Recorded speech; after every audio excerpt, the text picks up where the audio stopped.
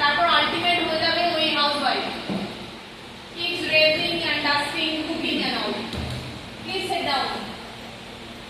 দেখো তোমরা কেউ অ্যাম্বিশিয়াস নাও যে জীবনে বড় কিছু করতে হবে, নাকি ওই চাকরি পিসিং এন্ড পিসিং? কারণ কোনো বড় এম কিছু নেই। দেখো এটা স্কলার্স একাডেমি, এখানে আমরা স্বপ্ন দেখাই, স্বপ্ন দেখতে শেখাই।